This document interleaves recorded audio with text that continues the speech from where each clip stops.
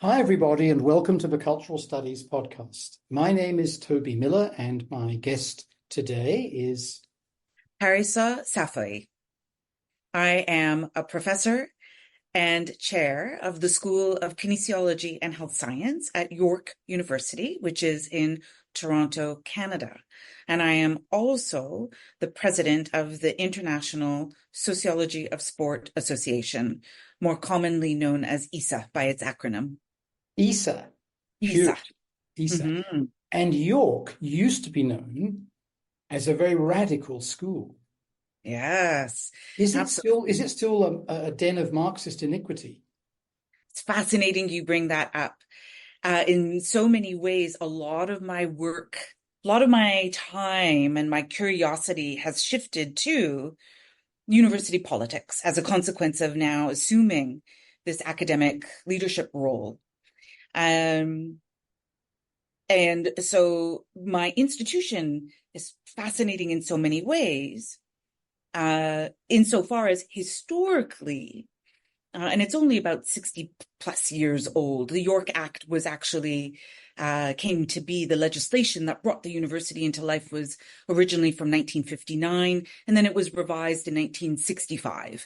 And that current York Act is actually what really is intended to govern and guide the institution right now. So relatively speaking, it is a young university, or more accurately, I should say, it's in its adolescence. It's in its teenage years compared to maybe some of the other universities, at least in Canada. University of Toronto is much longer in history, and certainly compared to universities around the world that have even much longer histories there.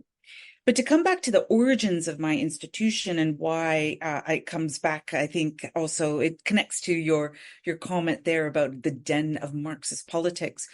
York University really originated when there were a group of colleagues who were dissatisfied with what was available to folks seeking post-secondary or higher education. And they felt that institutions like the University of Toronto and some of the other older universities here in Canada were exclusionary. We're excluding individuals and because of either socioeconomic status or on racial grounds, ethnocultural grounds, but even also sort of political ideology. And so York, in its DNA, was intended to be a counterculture university. It was intended to be a home for, and I've heard this anecdotally, a home for anarchists. And it was always intended to be the original conceivers of it, the originators of the university for liberal arts education. So that was its origin story. Where is it now?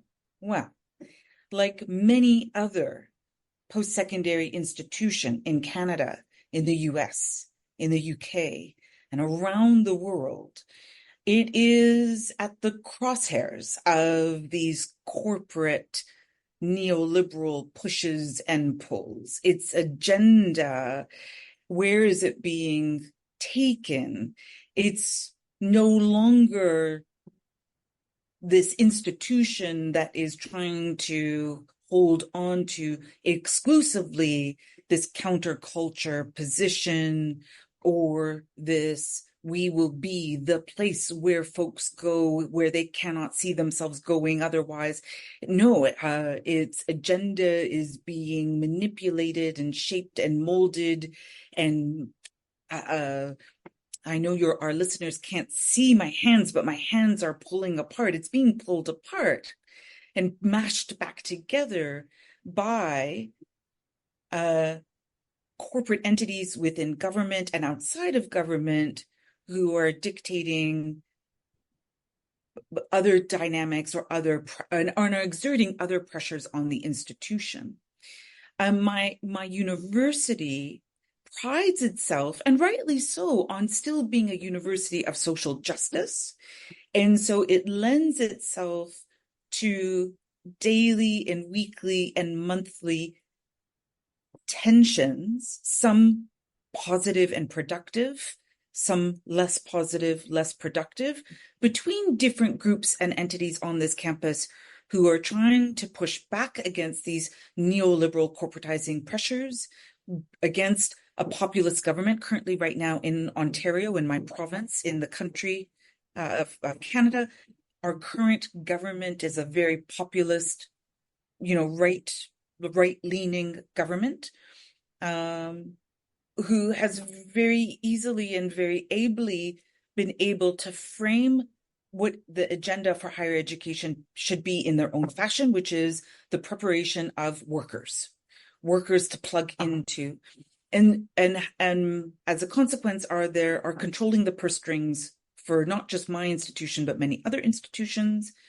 And my university has had to kind of flow along with this.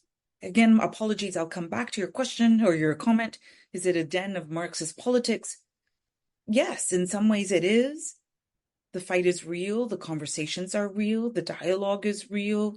And at the same time, the need to try to play nice with a populist government is also dampening our capacity and our ability to stay true to its original origin story of being a place for counterculture, for left of center thought, thinking, and practice.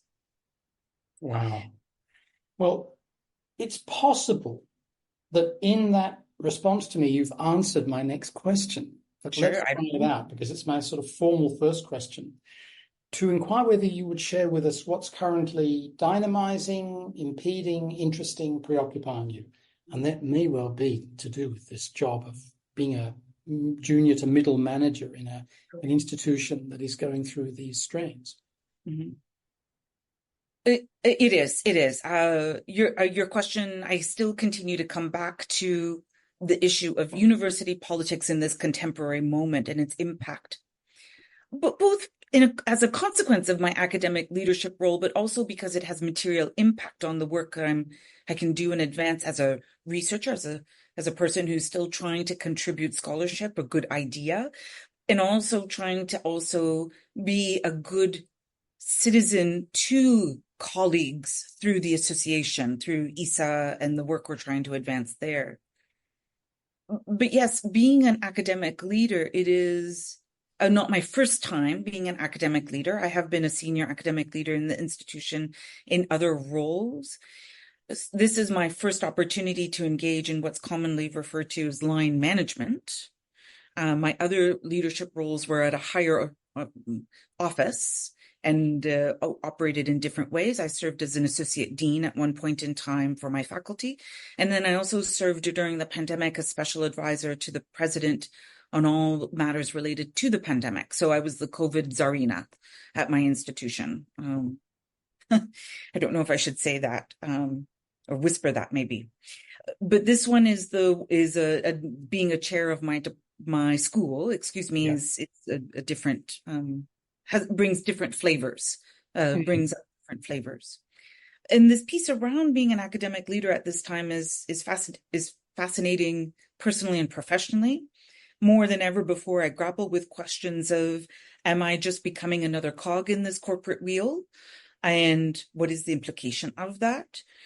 How do I reconcile that with my own commitments to equity, to my own commitments to social justice, to carving out space to push back, to resist, but also to permit people to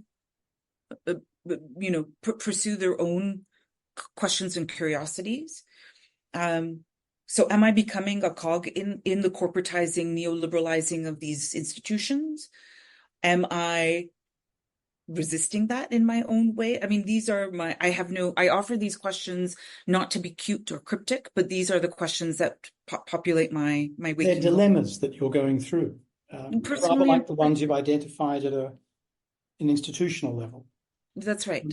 So could I ask you about your presidency as well? Mm-hmm. Because it's not as time-consuming a thing, but it can be a very time-consuming thing. And your presidency is a 4-year term, is that right? Correct. Tell us about ISSA and about your presidency, would you? Thank you. Happily. So the International Sociology of Sport Association will actually be celebrating its 60th anniversary next year at our World Congress in Seoul. Part of our theme is organized in many ways as a celebration of the association. So it has a history here. It is affiliated with UNESCO in its relationship with another entity called ISSA. I'm mispronouncing the acronym. And it's also a member of the International Sociological Association through its Research Committee 27. And so we have members from all over the world. I'm delighted to say that we have members from all over the world. Its language of operation is English, and yet our colleagues, come from every corner that you can imagine. Its primary business is twofold. It is, of course, it is intended to be a forum or mechanism for a global community of scholars to come together to speak about the sociological study of sport and to advance scholarship in this area. Its primary business tends to fall into two pillars. One is its journal, the International Review for the Sociology of Sport, and then its annual Congress. Which forever has been in person. Of course, the pandemic threw a wrench into those works. And through the pandemic, we had a virtual forum in 2020. And as a consequence of the way in which we plan our in-person congresses this year, 2024 is also an in-person congress. So we've organized some panel discussions that are open to anybody who's interested in participating. To come back to some of the dynamics I've already started to speak to, we're seeing that at the association level as well. We have colleagues, for example, who their institutions are cutting budgets. So I'm speaking about folks who may have already been successful in getting a tenure track position. Of course, there are individuals who are members of our association who still do not yet have tenure track positions because of so much more precarious labor being part of academic institutions, contractually limited appointments, or just no positions available. We have graduate students also who are part of our association. But we have colleagues who have shared with us that their institutional funding for travel is being impacted. And so this is having an impact on how we mobilize our community together to talk about the sociology of sport. It requires us to think about different mechanisms with which we can bring people together. So the panel sessions I just mentioned that we're doing, in so many ways, they're not helpful. They're not fun. The delight is when we get to see one another and we're with one another in person. That brings an energy that you can't match by virtual exchanges in group form. And yet at the same time, we have folks who can't travel. Because their institutions are saying, no, we will not fund you for that. And that in many ways, forgive me for using this, horrible expression of that's like a first world problem. My institution doesn't have travel funding for me. We have colleagues who are at institutions where from time to time, they're not getting paid salaries, where they are struggling with the consequences of climate change in their local community, and so therefore are out of power. Or who are struggling with, environmental crises from time to time that are just, impacting their personally and professionally. So our members are at a very interesting place. And our association is trying to navigate that as best as possible on an annual basis. It takes a lot of work. We are comprised of an executive board. These are all volunteers who step up to say we will help our association continue to thrive. We rely on an advisory board, again, volunteers, all of whom are saying we will be there to help support the association. And these are folks who are bringing forward ideas on how to help scholars for whom English is not their first language, because, of course, the politics of translation remains rampant in academia, whereby so much of mainstream academia has to be done through English. And this has consequences for our journal and folks who write and get published in our journal, who need language support. Another issue that is in some ways trite and yet so not trite is, well, how do we share information with one another on social media, knowing that some of the social media channels are so toxic? and so polluted. So these, you said, it could take very little time being a president of an association, or it could take a lot of time. I put a lot of time into it. We put a lot of time into it, because we are hearing a lot of concerns coming up from our community members. Right. And Prof, going back, as one says in baseball commentary, Toronto Blue Jays on the run, your scholarly origins lie as an undergrad and then a grad student in kinesiology. Some listeners may not have heard of kinesiology. Yes. Would it be possible to tell us roughly what it is, however basic that may seem? Because I've actually heard of it for 40 years, but I still don't have a fucking clue what it is, really. And then tell us what drew you to it. Sure, of course. So, kinesiology technically is the study of human movement.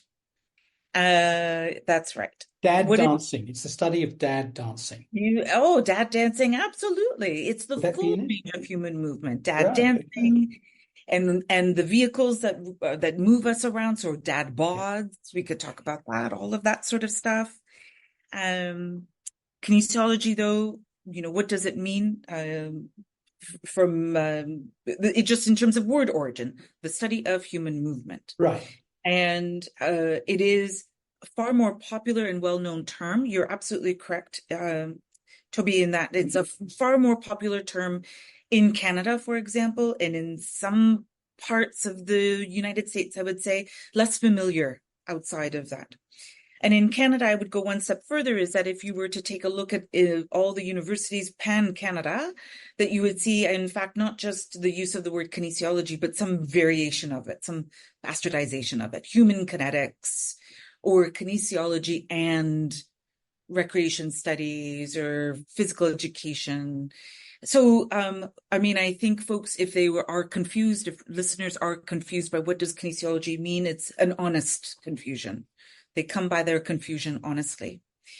How has kinesiology come to dominate Canadian programs? Because it has come to dominate. Really, its roots are in physical education. Physical education was really the disciplinary study that was accepted in Canadian universities, decades and decades ago, out of efforts to ensure that physical education teachers in the elementary schools and the high schools were educated and were experts in their field of study. But of course, as with many, many things, health and healthcare have come to dominate so much, both resources, rhetoric, ideology, popular, all those sorts of things. What really started to emerge towards the 60s and 70s in Canada was, as a consequence of, again, a variety of different factors, including but not limited to the Canadian government's own desire to download health responsibility to individuals, to try to educate people to be healthy and to do healthy lifestyles, as well as also the growth itself in all the different types of scholars and researchers doing human movement related literature, and their own desire to move away from physical education because it's low culture, deemed less legitimate than anything scientific, capital S scientific. We start to see in Canadian universities is the emergence of kinesiology departments that were understood to better legitimate and give better credibility to folks studying human movement from cell to society, exercise physiology, sociology of sport, psychology, et cetera, et cetera. And so really it was a political project that shifted university programs and departments away from physical education to kinesiology. And it has entrenched itself really quite with a great deal of vigor in Canadian universities, whereby now it's really quite rare to see any university refer to themselves as physical education. It's very rare. My colleagues south of me, University of Toronto, have retained that as part of their faculty title. And that was because of a great vocal outcry to hold on to its roots in some way, shape, or form. But my own institution was originally known early on, when it was originated, as a Department of Athletics and Recreation, Physical Education and Recreation and Athletics, long title, and then, shifted to a School of Kinesiology and Health Science, excuse me. And so my origin story, oh heavens. Because the rumor is that you got interested in kinesiology because you were trying to work out the optimal angle for replicating Wayne Gretzky's shots from behind the net. Can you put an end to this unfounded rumor? I wish it was that sort of thoughtful. It was much less that. Oh my goodness. In some ways, I'm being cheeky here. I'm being jokey. And in some ways, I'm not. Mm-hmm. I did not find kinesiology. Because of, let me start from the beginning. I was born in 1975 to parents who had immigrated from Iran. And because of the regime back in those days, and grew up in a home, in an environment that was actually not at all sporty in any way, shape, or form. And it wasn't until I was in my own teenage years. So I was a very good bookworm and very good nerd and all that sort of stuff. And then I just so happened, when I was about 15 or 16, to come across this sport called rugby. And I joined my school program, my school team, on a whim. I said, give it a shot. Who knows? And fell in love with this sport. Fell in love with the ability to, Toby, you're going to be so regretful that you asked me to be part of your conversation today. I fell in love with the opportunity to be able to hit people and to take the hit in return. I felt strong for the first time ever. So were you in the forward pack? Oh, yes, of course. Mm-hmm. Please don't insult me by saying we're asking if I was a back. No, I was slow and thick-headed and fully loving the opportunity to have a coach say, Parissa, go hit her. And I would go and do that. Again, I think you really, truly might regret having me here today. And I respect if after our conversation, you follow up by email and say, Parissa, I think I'm not going to put this up I respect that.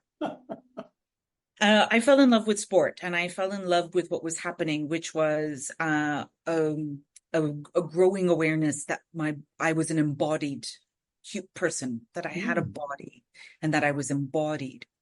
What also ended up happening was I joined a club with probably first generation women sport leaders, because when I was starting to play rugby in Ontario, rugby was in its infancy for girls and women. So I'm probably generation 1.5. Now rugby, the popularity of, rugby for girls and women, at least in Canada, is huge. And the Canadian team is right now playing in the Rugby Women's World Cup, I think. Is that correct? You got it, yeah. Right? And its Sevens team won a medal at the Olympics. Its women's program, in fact, is outperforming its men's program. So it's a very different climate now, but back in the day, it was really in its infancy for girls and women. And I joined a club that was dominated by women with clear commitment to girls and women's sport, who were, through their words and actions, forcing women's and girls rugby to live, thrive, get planted into the ground. And I didn't know at that time that these were female sport leaders, that these were feminist women, doing the work that they needed to do. What I knew then was how I then got my undergraduate degree was I then learned, there's this program called kinesiology at McMaster University, which is another fine institution here in Canada, in Ontario. And at the time I thought, wouldn't this be lovely? Because I can learn about sport, but also still continue to train to get into medical school. I'm that classic narrative of the person, because again, I'm Persian. I come from a Persian family where for many of my ilk, the choices, career choices, as determined by parents are doctor, lawyer, engineer. So, that was the menu given before me. So as an undergraduate student, I was still of the mind of, okay, I'll pursue medicine. Thankfully, I applied. I, in fact, even interviewed for medicine and didn't get in. And I say, thankfully, I think there was a divine entity, the spirit of the world, of the universe was on my side, because at that time I thought, you know what? I've taken a couple courses with folks like Peter Donnelly and with Nancy Boucher, who's a sport historian, and with Phil White, who was another sociologist at McMaster. I've taken a number of these sport sociology courses, and I really, really like them. So why don't I do a master's in the sociology of sport, and then I can try again for med school later after my master's? Sure enough, I apply. I go to the University of Toronto to pursue a master's in, at that time, the Department of Exercise Sciences. That's another name thrown out there. And my specialty or my concentration is in the sociocultural study of physical activity and health, with Peter Donnelly as my supervisor. And it was in that moment where I come to just feel to the tip of my toes that medicine is not for me, but rather the study of medicine from a sociological perspective as it pertains to sport. And how did I land there? Part of that comes back to the fact that I was a rugby player, and as a rugby player in the forwards, tight head prop or hooker, depending upon the game and depending upon what they needed, I was getting injured.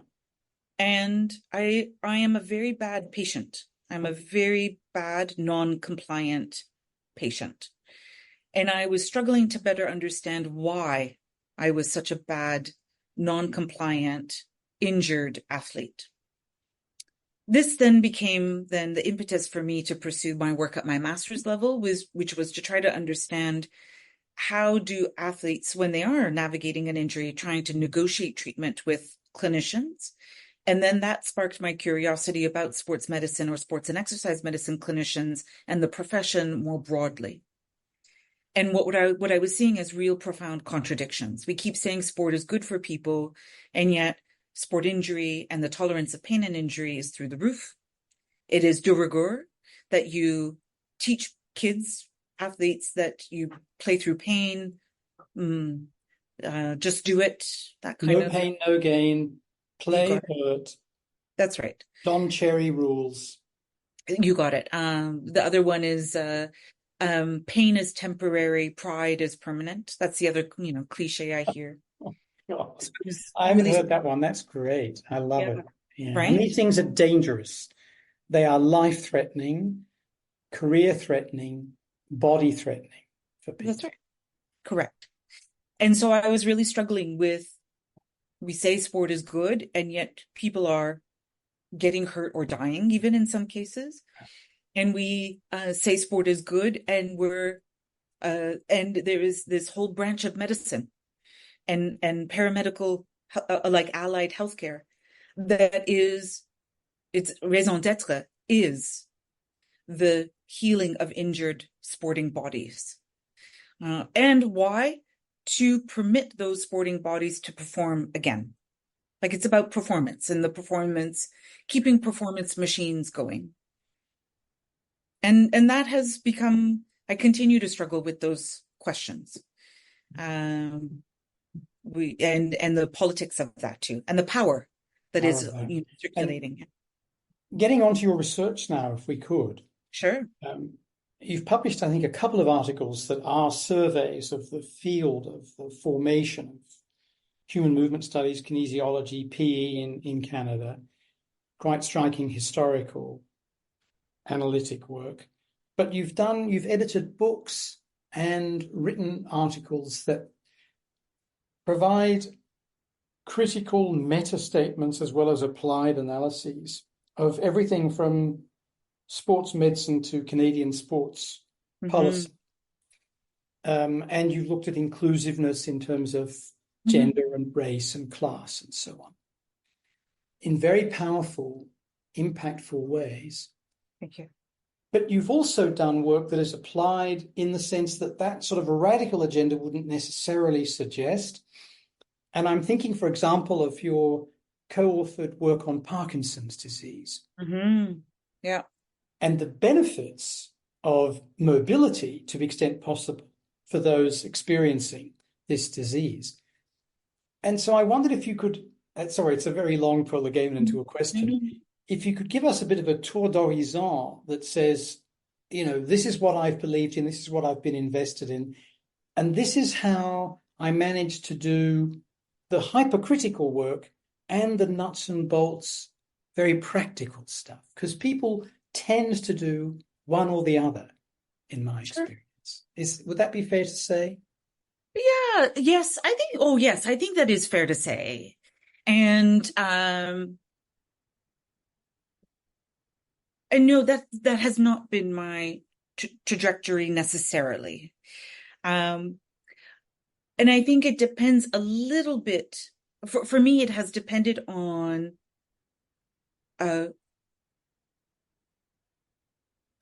who I have been collaborating with, trying to find, oh heavens, I'm going to use continued like corporate language, trying to find ways to thread needles where necessary with collaborators and colleagues. The Dancing with Parkinson's one is an excellent example of it. That one, for example, how did it originate? It actually originated with a student of mine that I was supervising for their master's, who it became very clear early on that the student had come to me and I had accepted them with awareness that I call myself a sociologist. I think about power all the time and power relations all the time. And yet they came to me and, you know, we start to come to realize and appreciate that they're not, frankly, all that interested in a critical sort of analysis of the initiative or the program of that Dancing with Parkinson's program, but frankly, they're falling back on their own interest in psychology, sports psychology, which has a very different disciplinary flavor. Yeah. So the work itself that they ended up doing, upon which that paper was partly based, was much more layered. And had much more of those sorts of the flows of power. What the product of it that did end up getting published, however, I think is much more reflective of what that student and then the other kind of members of the group were wanting. Yeah. So what I bring this forward not to excuse my own positionality here. I'm there. But it actually is, interestingly, I think it comes back to what I started to talk about a little bit much early, at the very beginning of our conversation, around the tensions I'm feeling around university politics and the relationships there. So that I'm increasingly feeling, rightly or wrongly, the need to find as many small wins as possible, as opposed to my flag is staked so firmly in the ground, it will not move and you can't budge me. And so therefore, you know, like Toby, I might reflect on what I just shared right now in half an hour and say, no, that's not right. It's almost like a day-to-day kind of a thing where I play around with, where can I advance a little bit more sort of critical thought, and how can I do it? And here. Yeah. I mean, I think one of the concerns many of us share is that who we are, the audience for whom we write, gives us permission to expand or be sort of pointed in some ways that we feel we cannot be depending upon other audiences. Let me try to articulate that in a better way. Is that when I'm writing personally, knowing that the reader is going to be coming from a critical sociocultural background with greater depth and awareness of theory and methodology, ontology, all those sorts of things, it permits me a freedom that I don't feel I have when I'm working with colleagues from other disciplinary areas, or when I'm trying to publish in a forum that's intended to try to be diverse and broad as possible. Yeah, sure. I respect those who say, no, Parissa, actually, that's wrong thinking. When you're working with colleagues from other disciplinary areas, you should be more firm in your positionality, or when you're trying to reach a diverse audience, you should be doing more instructive works to teach people about your positionality. In my career as of today, October 4th, 2024, right now I'm falling back on how can I make this work in the best way possible. Point taken. And I should say I very much appreciated and learnt from that article. And also, returning to a theme you mentioned with reference to your career as a prop and a hooker, the issue of playing hurt, because one of the other things you've looked at collaboratively is returning to sport following injury. What's at play there? One of the things that disturbs me horrifically at the moment is the way in which on-field doctors in certain sports, or doctors who come onto the field during injuries, evaluate for things like concussion, and after 5 minutes say, you're off or you're not. Correct. This is completely clinically absurd, as any reading of literature will tell you.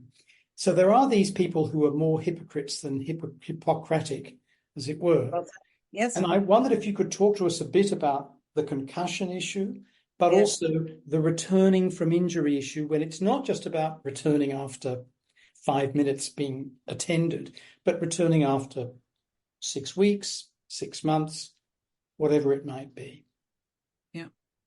And well said. And thank you so very much for the opportunity to comment on this. I'll start by just acknowledging one of the things I maintain and share with my students in my classes, or students I'm working with as graduate students, and even, in many talks, is that there is always a desire to further democratize sport for all the right reasons. And yet when you do look at the issue of injury and pain tolerance, or what we call, the culture of risk, it really demands that we pause on this idea of getting more people into sport.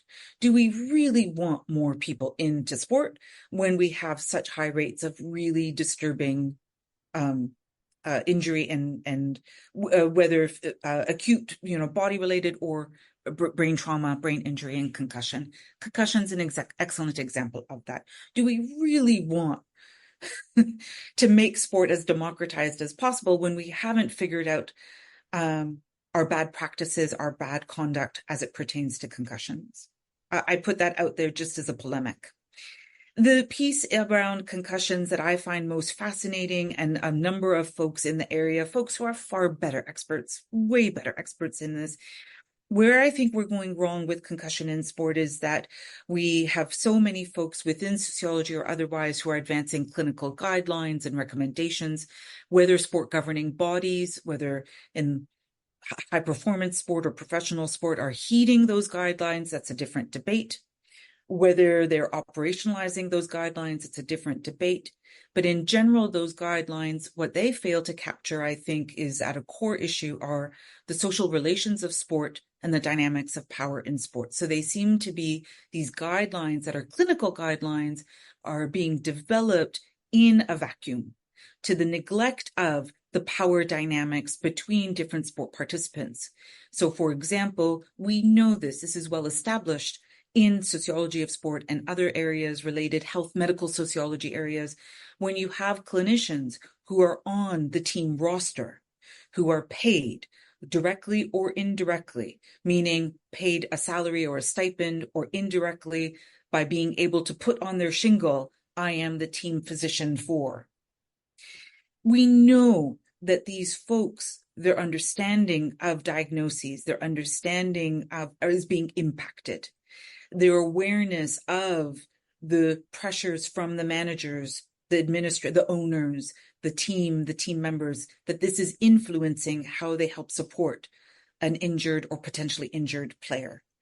And yet the clinical guidelines that so often keep getting raised as, well, this is what we should do, continue to be developed to the neglect of the social relations within sport teams, sport organizations, and the institution of sport broadly.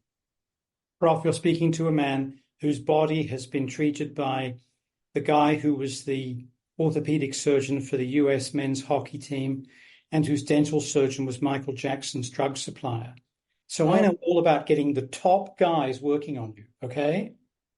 There you go. And there you go. And let's, I also had, I've torn my ACL. I had it reconstructed. Who did I get to? Or that's one of many injuries.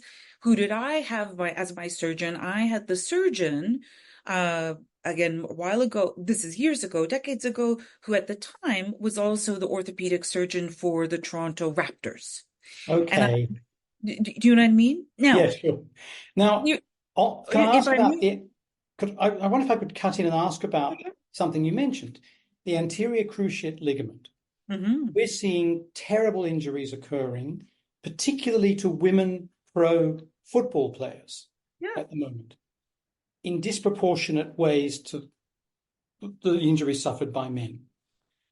So far, as you know, there's not a lot of science about this, but there's lots of speculation.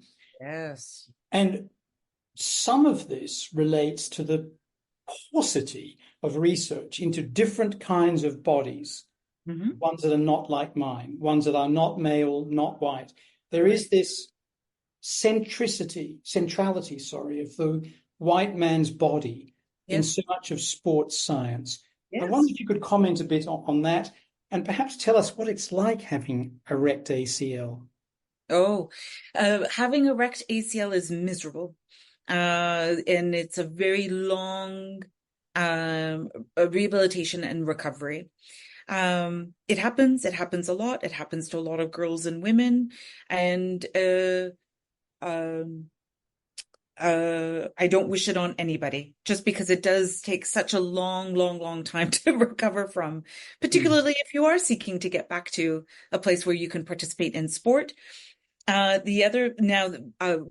I get to your next question about just the poor job undertaken by sport studies, sport scholars, kinesiologists about women and movement and sport and bodies, I will share with you, I'm now experiencing challenges related to that ACL injury, but in very different ways, which is I now know I have osteoarthritis in that joint. And I'm now at that place where it's like, how long can I go before I need to have a knee replacement? So these things happen. Women's bodies and women's health has simply not been prioritized in medical sciences, sports sciences, in the way that it should have been.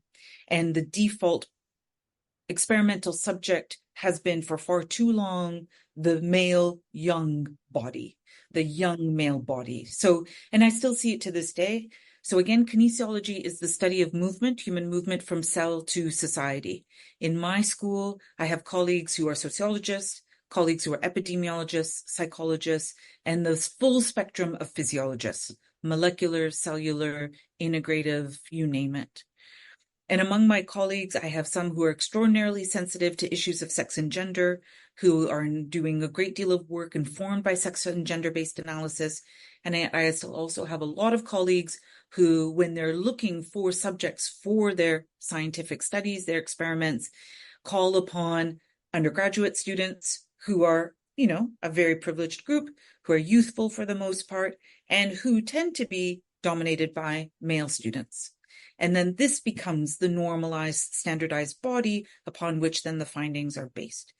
Again, this is not specific to my institution. We know that this is happening everywhere, and it is the detriment of our understanding of why women's and girls' bodies, both we experience injuries in potentially different ways, but also need different types of medical interventions or more sensitivity. I want to be very careful, Toby. I feel that I may have reproduced also some problematic thinking to suggest that sometimes the very issues that are being faced by women, for example, around their knees, as one example, is a consequence of just our bodies. So I don't want to intimate at any point in time or reproduce that idea of the frail female body. Quite the opposite. What I'm just simply trying to say is we just don't have good information. Yeah. And so it leads to that very speculation you said. Yeah, absolutely. One of the other themes, I realize we've been going a while. Have you got another 10 minutes, Prof? Sure. I wanted to ask you about a couple of other topics in your work that are related to these. You've produced 4 books, I think it is, and many, many articles. 2 of the books I wanted you to speak about in terms of their subject matter, if I could. And then after that, I'd like to invite you, as a way of concluding, to add anything you want. And those additions might take the form of new material we haven't addressed, or going back over something we have mentioned. So the 2 books that I wanted to ask you about, or the 2 topics, are social movements in sports and Canadian policy, issues which you've also addressed elsewhere. So could you, going back perhaps to your earlier remarks about the desire to create fecund workers, loyal Canadians, whatever it might be, that world of Foucauldian Marxist interplay that helps to produce a good genealogy of these policies, but also where the social movements come in. Yeah. And I ask you this because, A, you were a rarity growing up as a Persian migrant, and you were a rarity in rugby as a woman player. So I wonder if you could articulate those things. Again, sorry for the long question or double-barreled one. Articulate those things both to social movements, if you wish, and also to Canadian health and exercise policy. Thank you so much, Toby. And with your permission, I'd like to actually flip the order of that. I'd like to speak about policy first and then the social movements piece. Because actually, it's the social movements piece connects to newer ideas I'm sort of sitting on and digesting or just playing with. But I also will clarify as well, too, my parents migrated to Canada, and then I was born in Canada. So in addition to, and why do I think that that's important in that in many ways, and much like many of your listeners, no doubt, I grew up as a hyphenated person, seeing myself in hyphen mode, seeing myself as with one foot in my parents' memories of their country, of Iran, in the diaspora, and then also with one foot in Canada. And I've lived my whole life through their nostalgia. They've actually now lived in Canada longer than they ever lived in Iran. And yet when I speak with my parents and I say, what do you identify as? They'll identify still as Iranian, Persian. They'll still refer to Canadians. This is a classic Persianism. The word that they'll often use when they refer to Canadians is khariji, which means foreigners, even though they've been, again, I want to repeat, in Canada longer than ever and have Canadian children. But I have always lived as this dual person. And it's now more recently that I've just come to be able to start to put some fingers on my own identity as a pass as white or kind of a woman, it's only recently, Toby, I'll share that I've also started to claim the proper pronunciation of my name in different forms. Too often I would say I'm Parissa, and I now much more intentionally call myself Parissa. So to come back again to this piece around sort of policy and where policy is and what policy means, it's interesting insofar as I've studied it, I've researched it. I've also now been in many places and spaces writing policy. For example, during the pandemic, when I had that particular position, senior advisor to the president, our institution, like other institutions in Canada and elsewhere, adopted a vaccination mandate policy, whereby folks coming to campus who needed to come to campus or wanted to come to campus needed to be able to demonstrate that they had been vaccinated. I won't go into the weeds of all of the thorniness of it, all the layers of that. But I was charged with the development of that policy, and a team of us built that policy. The reason why I bring it up is because more so than ever, I can appreciate the power of policy. It has power to limit or not limit individuals and what they can do. And the same holds for Canadian sport policy and Canadian health policy. Very quickly, Canada remains, in terms of where the power lies, it is around health and healthcare, and specifically medical care. And so that is where much of its GDP goes. It's much of its attention, much of the attention of politicians and policymakers goes towards health. This is not to suggest that sport policy does not get the attention it deserves. It certainly does get attention. There are very good, thoughtful people who are continuing to build policy, national policy, provincial policy, etc. And yet at the same time, Canada, again, is undertaking a major pan-Canadian commission looking at its failings, because there have been too many headlines, again, around sex abuse scandals, maltreatment of athletes, etc., despite decades of policy saying we cannot permit the poor treatment, the unethical maltreatment, abusive treatment, harassing treatment of athletes. So we have policy. The question for me is, do we practice it? Do we operationalize it? How does it actually trickle down, forgive me for saying that, to the ground? We don't. It's not. There are failings and continued efforts needed in order to ensure policy is prepared thoughtfully, with the appropriate players at the table, and with power to actually make change. Sweeping change, good change, and sustained change. But policy does have power. I think on that note, maybe I'll shift a little bit then to the social movements piece and then the current piece. More so than ever, we do need mobilization and collective action. We see it everywhere. And we see it in very organized manners and less organized manners.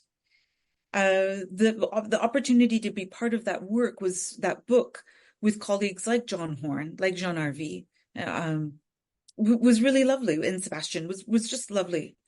And my contribution to that was trying to look and advance, trying to contribute as it pertained to women, what was happening with women in sport and different social movements. The reason why I want to try to conclude my time with you on that is because for me now more so than ever, I'm fascinated by resistance movements and resistant movements in sport as it pertains to health. And the way in which it kind of is happening in almost, I would say, in a very unorganized manner right now, specifically in that there are some celebrity athletes who are more vocal than ever about not playing with pain, who are more vocal than ever about saying, I will resist this rhetoric of, I need to push through my mental health issues or my physical injury, etc. These folks are celebrity athletes. Simone Biles is a great example of that.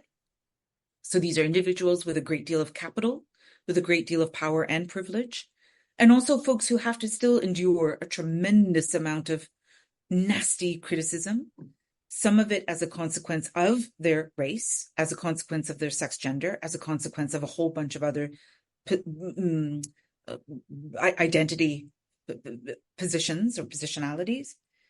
And yet we're still seeing it. We're seeing folks step up and saying, I am injured and I will not return to play until I feel I am healthy. Is this a movement? Is this the beginnings of a movement? Is this resistance to the culture of risk? I don't know. These are the questions that when I have a moment to kind of come back to the fun stuff of thought and idea, this is what I'm thinking about. Is there a resistance here?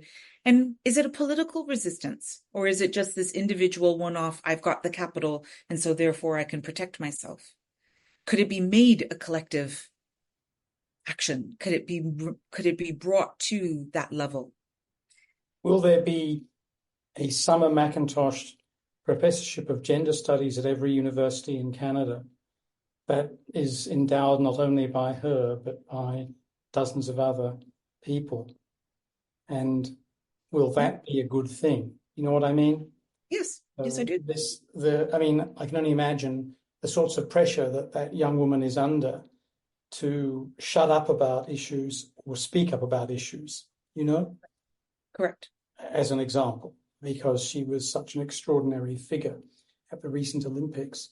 And Right. as you know, the studies into the efficacy of star athletes going beyond being pitch men and women for coffee or airlines and moving into politics suggest that basically their followers switch off. Correct. They're switched on when it's about pushing commodities. They switch off when it's about social commitments. This doesn't stop them from doing this. And of course, the other factor, I don't think this has happened yet in sports, but it may have, is what happens with Hollywood celebrities, which is the now three talent agencies in LA. Used to be four, but one got merged. Now have entire divisions dedicated to selecting social issues to be articulated to the reputation of their A, B, C, or D list celebrities. What suits you in terms of your current career spot, in terms of your identity or subjectivity, and how you can come back from being a naughty girl or a naughty boy by getting involved in X, Y, or Z topic. Mm-hmm. It's absolutely standard now. Mm-hmm. As I say, I don't know whether that happens with Lionel Messi or Cristiano Ronaldo or whoever, but I wouldn't be surprised if it is starting to happen. And as I say, I think the evidence shows that this is about elites and other elites, not about actual efficacy with the popular classes, where it works when it's about commodities, but the evidence is thin that it works when it's about the environment or gender politics. But we'll see. I know you don't need to look for new topics, but that really is an under-researched one in sports. I mean, there is a thin literature on activism and athletes, but it's even thinner when it comes to empirical studies about what good does it do. Correct. And I think what I'm interested, what makes me even more fascinated by this question, which is twofold. When let's use the celebrity athlete. When a celebrity athlete resists the culture of risk, what does it mean? And also, could it be the beginnings of a resistance movement? A key point I want to bring up is I'm just picked up on your language around, and rightly so, around how followers get turned off by the pursuit, advocacy or activism around a social issue. When it's limited to the health piece, is the health piece understood? Simone Biles example. Correct. Yeah. So it is, when an athlete says, I will not participate in the Olympics because I am having a mental health moment, she enjoyed a lot of folks coming up and saying, kudos to you for prioritizing your mental health. She also endured a tremendous amount of nastiness, of course. I don't know if people saw it as her mental health as a social issue as much as a contained biomedical, biophysical issue. Now, I'm a sneak, right? Could I sneak in a social issue under a health issue? Would I do it? Absolutely, I would, if I think it could help and benefit and get us one step closer to humane sport, whatever that, right? But I think this needs work. We need to look at this a little bit more rigorously, because you're correct. I agree with you. I think there are there are critically important issues that turn people off, but mental health doesn't seem to be one of those just yet. Right? I don't know. We'll see. Or other health issues. Well, that's one where it's clear there's an organic articulation between the body in question and the issue in question. Yes. Maybe that makes a difference. Prof, every time I read things by you, I learn a lot. Oh, thanks. I've learned a lot today as well, in ways that are very stimulating for me. I want to thank you for that. Is there anything you'd like to add? My goodness. Well, thank you so very much for this opportunity. I'm just grateful for it. I think one thing, if I may, and I do hope you have another expert who can speak to this in greater depth. Again, it comes back a little bit to the very beginning, university politics, and just I do hope that we can have more fulsome conversations about the ways in which corporatized and neoliberalized university is impacting those of us who do study sport and who want to continue to study sport. And those who want to study sport from a sociocultural lens, and because of two things that I'm seeing. One, the continued dominance of health and the requirement to make everything serve the machine of health, the healthcare sector, medicine writ large. That applies a pressure to colleagues, myself and others, who like to study sport for the sake of sport. The other area is the dominance or the rise of sports management as its own disciplinary field and that empire, and how that then also impacts those of us who are interested in looking at sport not through the business and managerial lens, but rather through its other dimensions and flavors. But other than that, just thank you. This was a delightful conversation. Thank you. You were wonderful. Thank you so, so much.